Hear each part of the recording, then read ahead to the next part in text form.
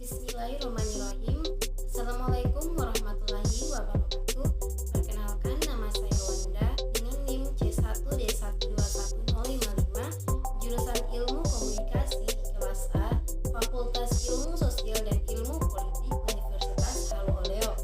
Pada video ini, saya akan membahas tentang potensi demokrasi digital.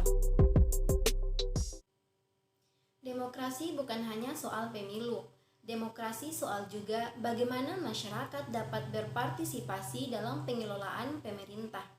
Dengan adanya teknologi dapat membantu kita untuk mendukung dalam partisipasi demokrasi sehingga muncul istilah demokrasi digital. Secara komprehensif, demokrasi digital dapat dimaknai sebagai praktik maupun upaya menuju demokrasi mendayagunakan perangkat media ataupun teknologi digital baik secara offline maupun online. Melalui teknologi digital, pihak-pihak yang terlibat dalam demokrasi lebih mudah melakukan sinergi, koordinasi, dan komunikasi. Misalnya, di berbagai belahan dunia, mulai dari pemerintah, partai politik, sampai media massa telah memiliki website ataupun aplikasi yang digunakan untuk menyebarkan dan mengakses informasi politik dan penyelenggaraan pemerintahan dengan mudah. Salah satu terpenting yang dimungkinkan terwujud dengan adanya demokrasi digital adalah partisipasi elektronik. Partisipasi elektronik digunakan untuk membantu masyarakat ikut terlibat dalam proses pembuatan kebijakan bersama pemerintah. Contoh yang ada di ibu kota. Proses demokrasi digital ini dimulai dari penentu agenda. Contohnya data center media digital pemerintah Provinsi DKI Jakarta yang menampung semua jenis masukan warga yang dimulai dari piranti digital. Data ini penting untuk menegakkan isu di tengah masyarakat. Kemudian masyarakat dapat mendukung proses formulasi kebijakan seperti dengan menyumbangkan ide atau suatu rancangan kebijakan lewat e-musrembang atau e-planning.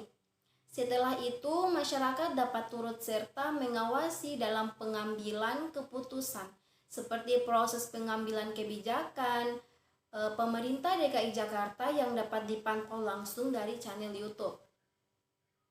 Kebijakan yang telah ditentukan kemudian dijalankan.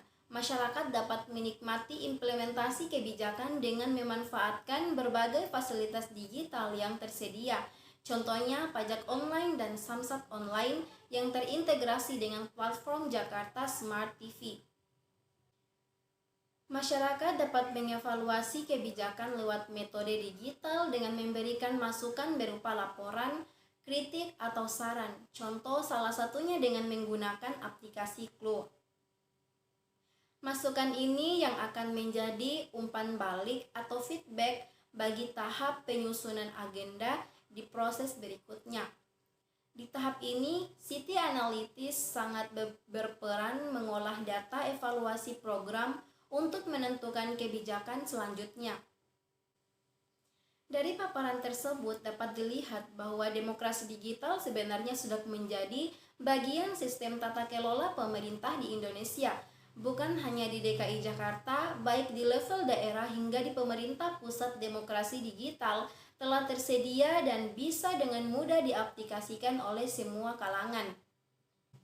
Adapun kelebihan demokrasi digital yaitu yang pertama, pertukaran antara pemerintah, rakyat, dan pemangku kepentingan lain lebih mudah dan cepat. Yang kedua, sebagai wadah dalam penyaluran opini sekaligus sebagai berlangsungnya diskusi publik tentang pemerintah dan lain sebagainya. Di samping kelebihan demokrasi digital, ada juga beberapa kelemahan tentang demokrasi digital. Yang pertama, banyaknya percakapan dan konten digital yang tidak bermakna. Kedua, biaya pengadaan dan pemeliharaan sistem digital, serta terbatasnya kapasitas sumber daya manusia untuk berpartisipasi maupun mengelola sistem digital. Demikian, itulah tadi pembahasan mengenai potensi demokrasi digital. Lebih dan kurangnya mohon dimaafkan. Billahi taufiq wal hidayah. Wassalamualaikum warahmatullahi wabarakatuh.